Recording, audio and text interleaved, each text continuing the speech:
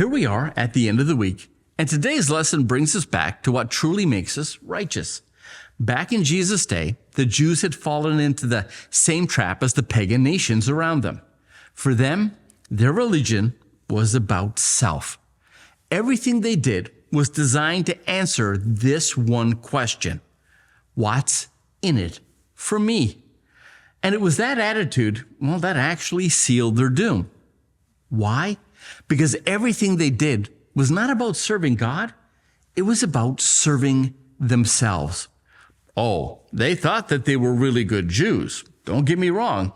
After all, they prayed and fasted twice a week, which is impressive when you think about it. They made sure they were always clean, that every hair on their head and every strand in their beard was perfectly straight and combed. They lived to perfectly keep the law and to never break the Sabbath. They were really good Jews. But what they weren't, was God's people. In other words, you can perfectly keep the letter of the law and not actually obey the spirit of the law. And that's what this week's lesson was all about.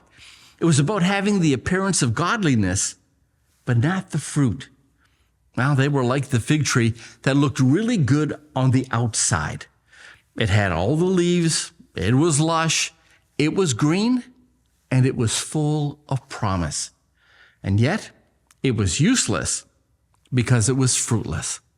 But this was not the first time Jesus gave a warning about being fruitless. Earlier, he told his disciples that if they abided in Jesus' love, that they would bear much fruit. Then he told them to be careful, because those that don't bear fruit, like the fig tree, would be cut down and cast away. So the question becomes, what is this fruit that God is looking for?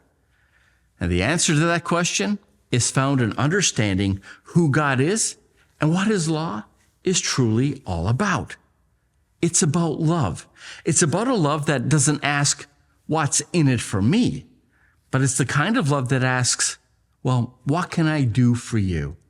Without this love, we're told that you cannot keep the commandments of God. Or as Sister White put it in The Desire of Ages, no one can live the law of God without ministering to others. In other words, the religion of Jesus Christ is a religion of love. And that, my friends, is the secret to obeying the law and to bearing much fruit. Well, those were our final thoughts and nuggets for this week. Now, we want you to take some time this week to visit your local Adventist church and share with them some of the things you've learned this week about the fruit of righteousness. And please don't forget to join us next week as Cynthia will share with us some of her thoughts and insights into next week's lesson, the last days. I know you're going to be tremendously blessed. Well, on behalf of all of us here at Sabbath School Nuggets, thank you for joining us this week. Happy Sabbath to come. And again, we'll see you next week.